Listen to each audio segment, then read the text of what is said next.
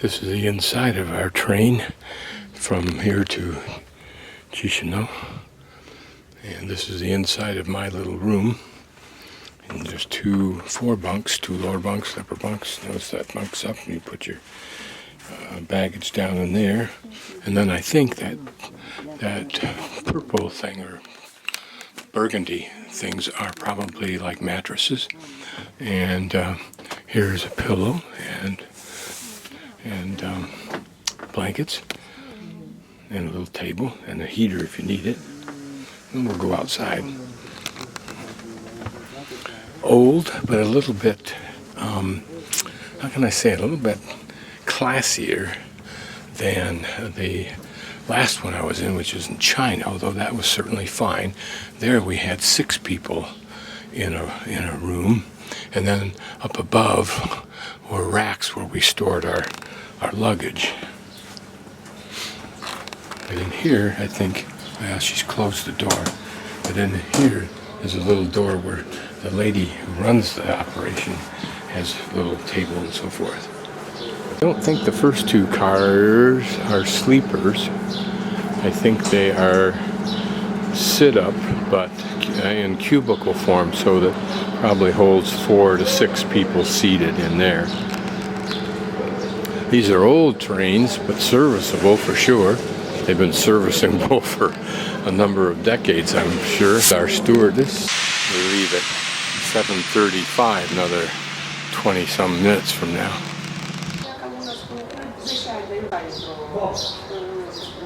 Some interesting graffiti over there that we'll shoot over and take a look at. I wonder who would have had that much time or opportunity to do that without the authorities clomping down, unless they just don't care, which wouldn't surprise me. The woman who runs this car is not happy towards foreigners, at least not me. And she also warned me, no whistling allowed. And the man that runs the other car near us I smiled at him, and he just looked at me like he didn't care whether I was a piece of dog shit or a human being. Didn't make any difference to him. These are people who have their jobs nailed down.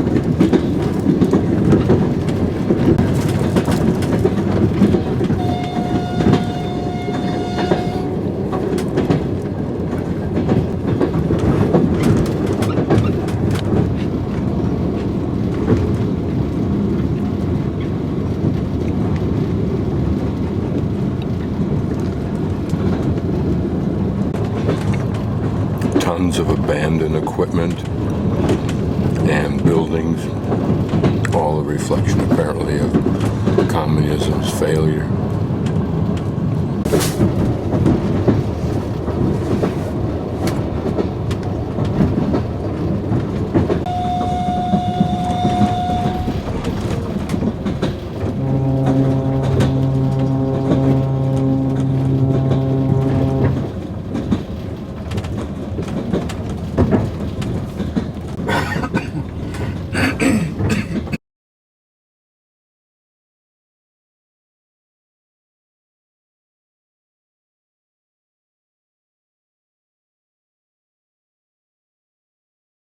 I'm walking from my hostel towards the center of I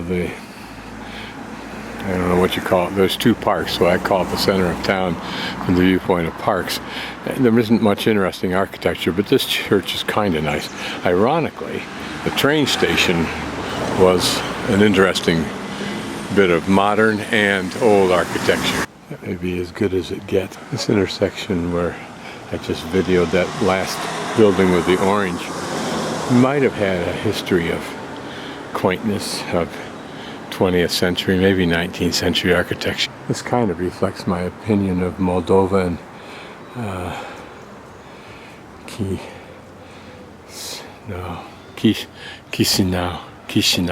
This kind of reflects my opinion of Moldova and Chișinău so far. I think I'm getting to the main street, which is Stefan Selmar. Stefan Selmar. This one looking rather imperial with the lion. Here we're on the main street. There's a new modern building that's kind of interesting. Sky Tower, and yet some older classic ones here. We'll continue down the street to the park now. It's a pretty clock tower, and this is maintained, but this is the main drag. And this may have been the architect of this building.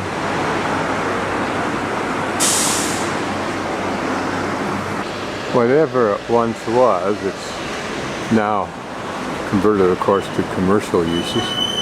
But it would have been dramatically pretty in its time. American Embassy.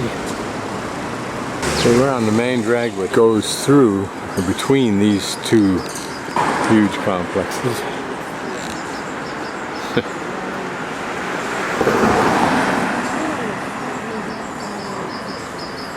Everybody, it seems, has to have such an arch.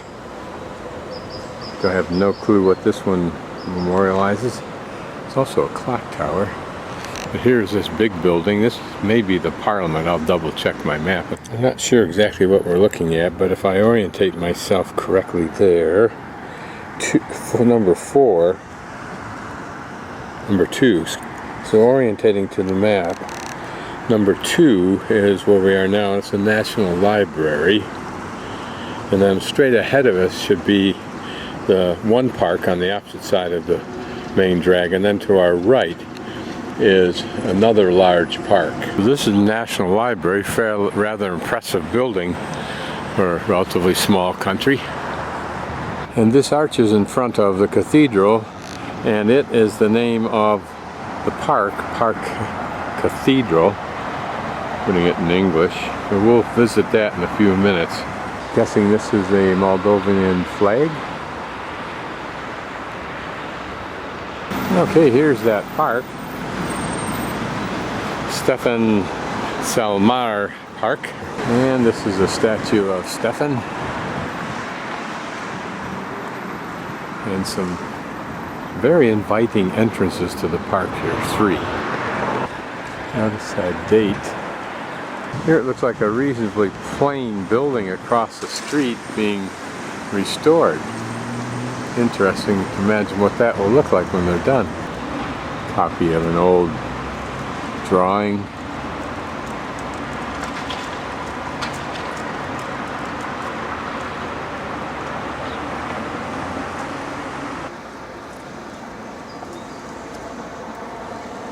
Perhaps a Moldovan or Roman.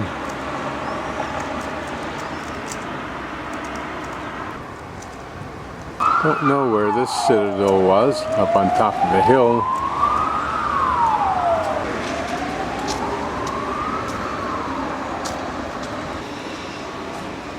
I have no idea what this exhibit is about. These are just some of the interesting illustrations in it. An old drawing of the Chinese wall. And this is the palace in Beijing. So I think I know where that is. I think I stood on the balcony to the right. Another view, long distance view apparently of Peking and its walls before all of the buildings that you see now. Even on entering it, it's a very pretty park, so we'll wander through. I'm going to stay to the left, so I'm going to go outside this park and look at a couple more sites and then come back. One thing I like about this park are the many benches provided for people to relax and enjoy the park, and this pretty fountain.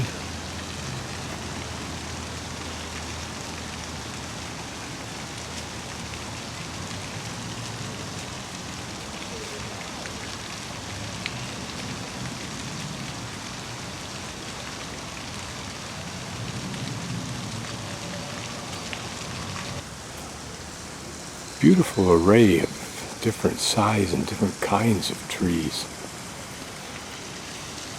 Here again a display of dead tree trunks. This is a Sunday. I'm guessing if it were pretty, it would be a bit mobbed.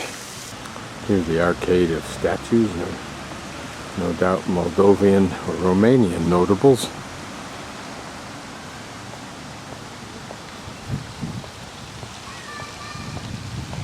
It's a good thing when a park provides an exciting environment for kids and their parents to bring them. Just thought this was an interesting tree trunk. Its lines and these bulbous disruptions of the bark. And these sections almost looking like they were designs, like you'd find on columns representing vines and maybe fruit. See the globs of fruit there? I was looking for the Parliament building, and that may be it on the left, and this may be an older version of it on the right of that corner. That curious monstrosity may be the parliamentary building. In theory, that's the presidential palace. Certainly a modern building looking. So right now I'm where my thumb is, where you see 8 and 9, and I'm going to go to my right on that main road that passes between those two and back to that other park where the cathedral is. Of course, if we extend our walk along that way, we come right back to near the railroad station. I'm sure its goal is to be imposing, and it is large. I can't say that it's pretty. This is probably the Fine Arts Center or Theater, National Theater. The frieze on top reminds me of something Mayan, but it's not, of course. That, of course, looking something Egyptian, which it's not, of course. Even the side profiles give that hint. And whatever this monument is, it reflects both those cultures also. I mean, it gives that sense, although it's quite different. This is a bell tower, obviously.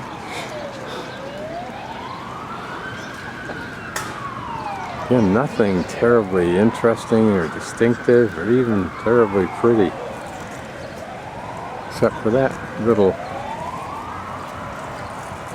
kiosk-like place.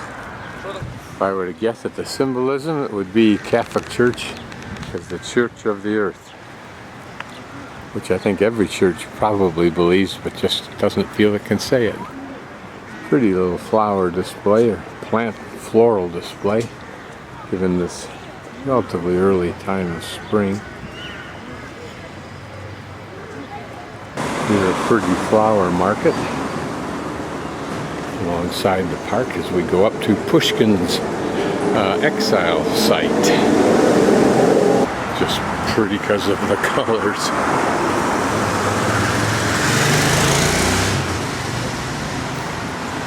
You always wonder where they get flowers like this. They must have greenhouses somewhere at hand. What we have here is Russian borscht. And Andrew, my waiter, tells me this is traditional, but it's Russian. And it's interesting to note that here there's no English in the menu. It is Romanian and Russian. And with this borscht comes a sour cream and bread. He says the normal way to eat this is put some of the sour cream in there, or you can dip the bread in the sour cream, whichever you like to do. And then he made another suggestion for another day. I searched for the Pushkin monument, and or place, exile site, whatever it is. It's supposed to be charming. And a girl that spoke English told me it was 3 streets back down Kolima Pushkin, but there were only 2 cross streets, and then it dropped down some stairs back onto this main drag. That intersection of this street and Kolima Pushkin, that's the 2nd street from where the girl told me to come this way from the left. 3 streets, but there's only 2 streets. The only thing that could possibly, that I can see that could be what we're talking about, is this little parklet right here, on the assumption that whoever wrote charming thinks that building and this little parklet are charming. That I stumbled on, and inside this building is a whole aisle after aisle of little booths selling various food items, usually packaged, bottled, that sort of. Here's my room at the funky Mama Leisure hostel in Chisinau, Moldova. By having a 4-bedroom, I pay a little bit more, but there's nobody here. There's a little bit smell of mildew, but sort of once you've been in the room, you get used to it. It's interesting to take note of some buildings that look like they have some old precedent, but you can see that it's all a faux overlay, if you will, of cement. This is the National Archaeology and History Museum. Looks like an attempt to build a wattle building. The building is kind of interesting. National Museum of History. I wonder what role that plays here. A little bit prettier day than yesterday was for walking through the park. That's probably a pretty nice fountain. When and if they crank it up, maybe on weekends, I don't know. Holidays.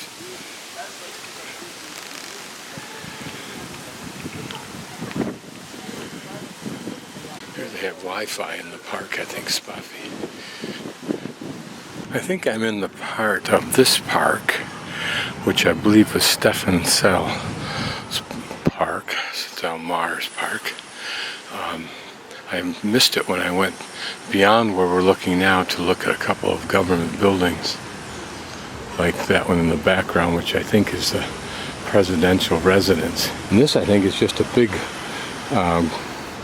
abstraction of a flower that may be a water feature also, next to what might be another water feature. Okay, when I walked down where that lady is there, and I saw what looked like a big yard on the other side of a fence I couldn't see over, I thought, well, maybe this was the Pushkin Museum, but I kept going because it was rainy and I'd been trying for 45 minutes to find it. So I finally found it, but it says it's at this street here, but that's not what the address is. This is it, and there isn't even an address on it, and I don't think it's open. Anyway, it was in here that he was exiled to, or at least that's where he went to when he was sent in exile for a few months or a few years. The camera over the top, and you can see the yard that he could spend time in. About as close as I'll get to it because it's not open. And apparently they don't really care whether they're open, whether you get in or not. It's more of a monument to Pushkin by those who, for some reason, revere him. The reason, of course, is that he was a writer, but I mean, they have an inordinate love for him, and that's why they have this museum. There's a labyrinth of these stalls. Some obviously open, some not. People on the streets don't have their own little shop. They have space on the street. Whether they get it all the time or not, I don't really know. I notice that blue area, that's this market that I'm in, this market. Probably just the building area. Surrounding it, probably a couple of blocks worth, are shops, as I'll pan up and you'll see in just a moment. For example, this is across the street from where I was. And we're going to roam down this way, and over to the right is my hostel. Yesterday this was all filled with grocery, vegetables and so forth, not now. And over there was, but there are few there now, but it looks like they've emptied out. Maybe down further. It's sure that on certain days certain things sell more so than others. Probably tomato plants, yeah. So you can take them home and grow your own. If you get a bunch of these in the United States, that'd be great stuff. And here's meat over here, and eggs. Again, there's going to be stall after stall, chicken. My friend and I he was from Netherlands, we were talking about this and how it appears to be chaos and is not. Everybody knows how to do whatever everybody's going to do, including the shoppers. They probably know who has the best deals, who has the best eggs, but the prices are all the same. For walking, I passed probably a dozen egg and then half a dozen chicken places, and there's more to go. Small eggs, probably quail eggs, something like that. I'm going to go inside this block that I just showed you just to see what's in here, and you can be sure it'll be more of the same, although here it's going to be more products of some sort that are pre-packaged. Although here's fruit and so forth, so we'll see the same thing. How everything sells, same thing in Asia. The whole thing full of pastries, cookies. See all of these, what look like Quonset huts, are just double rows of more shops selling all kinds of stuff. Here, more chicken and eggs on my right. Lactate, probably all kinds of cheese and milk products, dairy products. Eggs I just passed, these prices are jumped up 6 and 7, maybe because they're bigger ones. Kinds of sausages and hams. There's a whole flower area, perhaps to duplicate what's alongside the park. And here, clothing and that sort of thing. Cigarettes, various things for your pets. If you know where to look, and these ladies do, you can find anything and everything you want. So I need a stopper, sink stopper, to replace the one I lost. I'm constantly looking for that same design. Leave here, it'll take us out, but I'm not going to leave. I'm going to do a U-turn and go back in along another part I haven't been into. I just thought you might get a kick out of this. Pharmacy there, traditional stuff, glasses. Kind of almost a mix. Oftentimes in markets that you'll find the same product category altogether. But not so here, it seems like. Here's some of those brooms like the ones we saw the man making.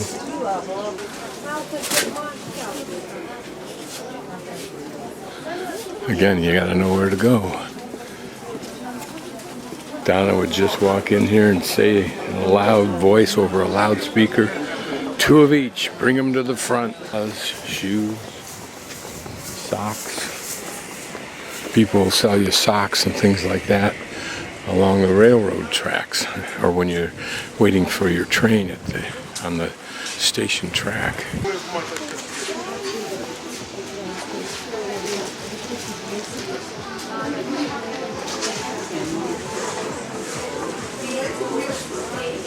To ask these people or something, the odds are you could come back the next week if you really wanted it and they'd have it for you. How all of this ties into the world market is an interesting question. In markets of Asia, there are oftentimes sections of lunch counters. See how far this ranges, easily 2 or 3 times as big as an Albertsons. Way down there, as far as you can see. More of the same. I look to the left, more of the same. See, back inside this is totally covered area is another total grocery and food area. Here apparently you can buy all kinds of appliances and that sort of stuff, the bigger things, the plant seeds. It's more like a rabbit warren. It's so tight and concentrated in here. And I'm going to put my camera down in a few minutes, start buying my groceries.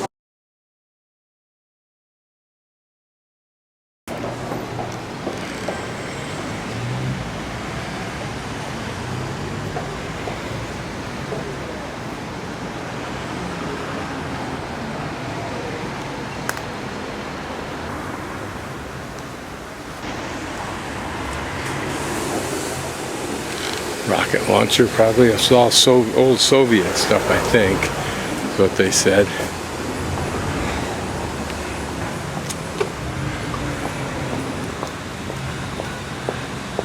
Stuff that was left over or they captured from something. Here's an old Soviet plane, I think. I can only imagine what this probably communist era monstrosity is.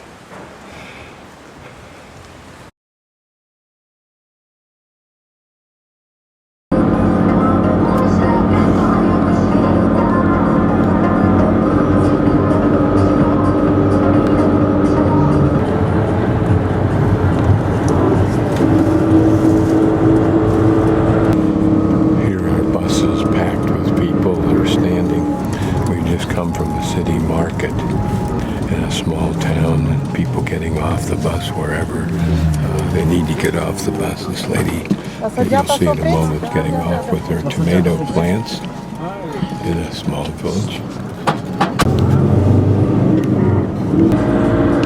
Also, this road is being widened into a freeway caliber road system, apparently up to Soroca to tie into the northern country, whatever that was.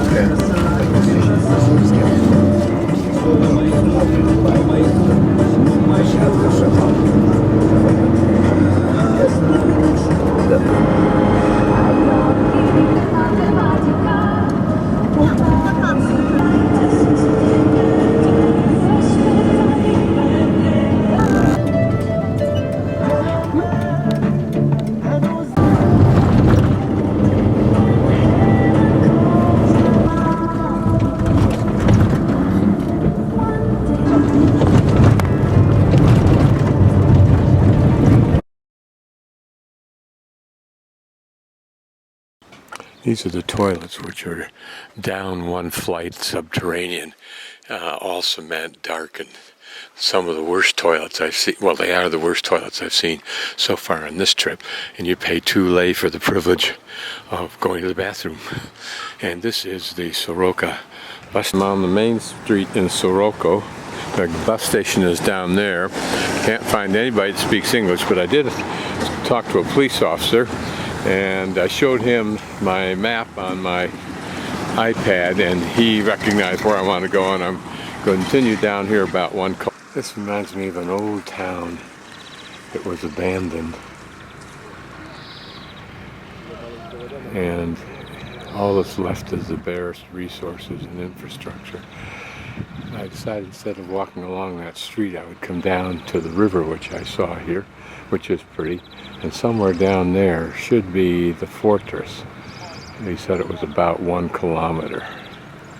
I took the chance that down here there would be some infrastructure for walking along the river, and this is it. Continue. I run across this kind of amusement park. I think it's permanent. But if it looks tawdry, it is, because Moldova is.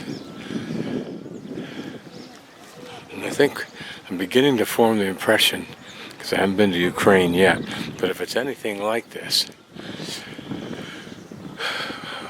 a reason why they would not be adverse to going back under the communist umbrella was at least communism gave people things. That concern, that issue existed immediately after the fall, like within 10 years. I was reading about Russians who wished that they were back under the dictatorship because Russia was not giving them jobs and what they had before.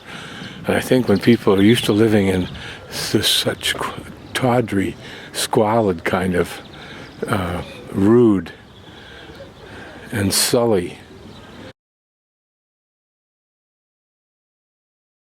Okay, I have stumbled into it. They're apparently working on the infrastructure surrounding it. It was interesting. Some of the earlier reviews that I found online indicated that it was pure happen chance as to whether you'd get in or not. And you better know the history, because you're not going to learn anything from anybody here. Probably because nobody speaks English, at least nobody I've met, and they probably didn't even get that far in creating any kind of tourist information, particularly in this claims to be one of the best Moldovan sites. I don't know what other sites are best or equal to or better than this one. None that I've seen so far, really. Parks were nice, but nothing extraordinary.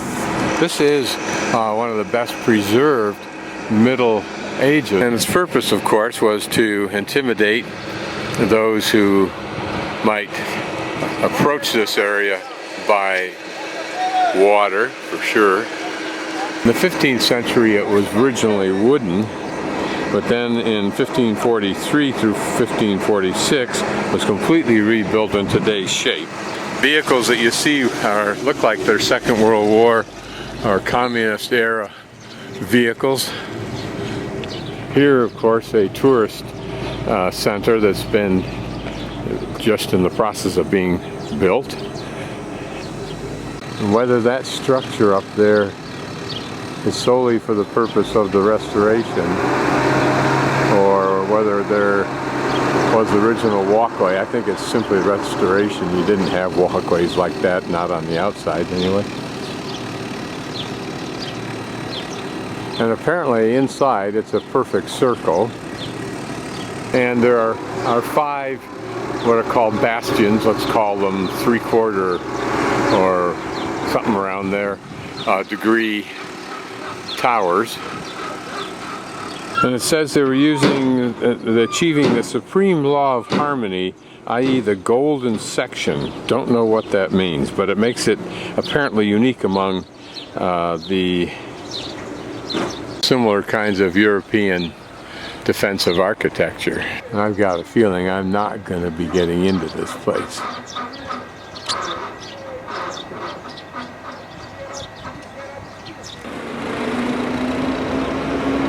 The grounds are being completely reworked. There'll be probably nice sidewalks in here, as well as lawn features.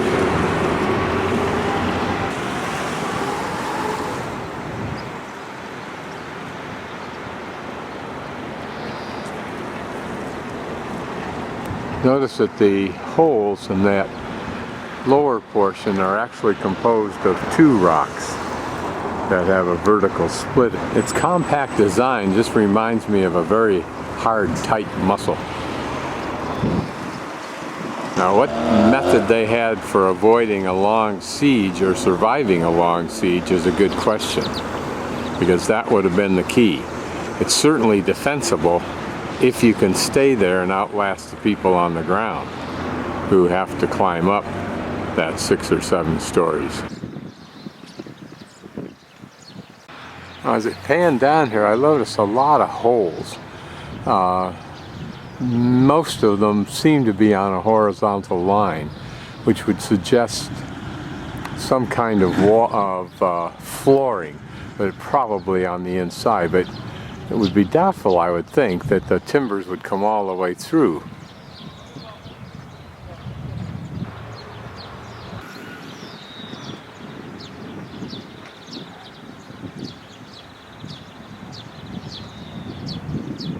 These stones actually look like they're new and out of cement. This front tower is certainly not the same as the others. It's not the circular bastion. It's all rebuilt all the way down to this lower portion. And I don't know if that's even original. It's certainly out of character. I'm putting the camera up as high as I can so we can see what's inside there. So it looks like a series of archways, probably for for rooms underneath that platform, and then the platform being for additional rooms or other uses inside the fort. Since I can't go inside, I'm kind of stretching wherever I can for anything that appears to be of interest.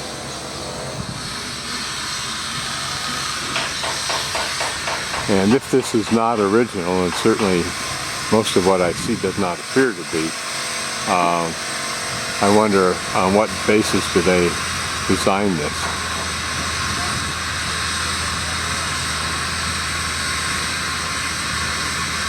Okay, I was trying to poke inside and see if I could see anything back in there, but it doesn't look like I can. I don't know what those coverings, those little roofs are inside the crenellation. I'm guessing it was added on here to protect what they had restored. Or we see the somewhat sloped out elephant foot of the tower. Doesn't seem to reflect the design of the circular tower itself. I mean, the fort itself, it seems to be completely vertical. It's interesting that here's a little ferry that brings vehicles across the river. There's somewhat pleasing architecture and newer homes down through here. I assume that that's reflecting the value of these properties alongside the river. Last view of our fort. I'm going to hang a right up here and go walk back down the main street to the bus station. Maybe I'll see something interesting in the interim. Now on 200 digital zoom.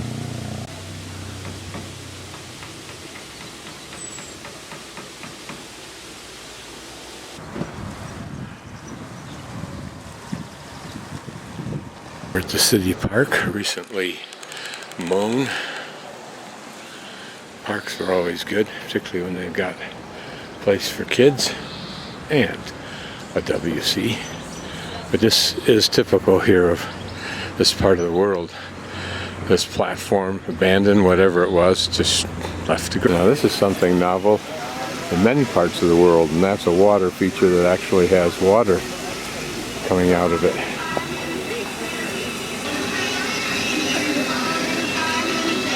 Now that's a cart that I think Dad is controlling. Yes, he is, with a pretty little flower stall. I don't know who made this truck, but they did it a long time ago.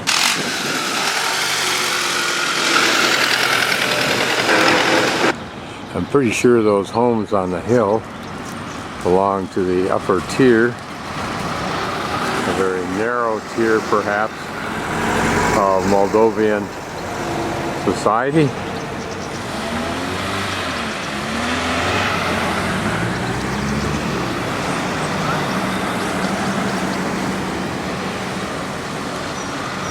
Of course, when the sun is out, it makes any place and any personality, including mine, brighten up quite a little bit.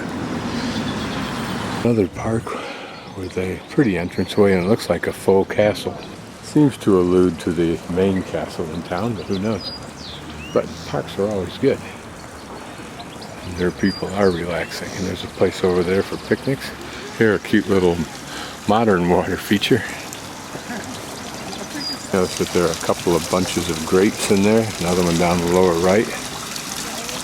What's interesting is the park has Wi-Fi, and I can get many sites, but I cannot get Google.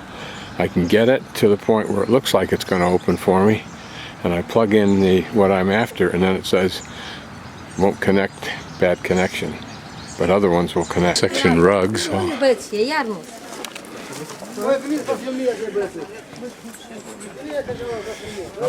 Water dripping into that bucket reflects Moldova and much of this part of the world. Now, in all due respect to the lady that takes care of this, she just got through mopping it out. So the irony is she works with what she's got and thereby earns her money. The Soroca bus station.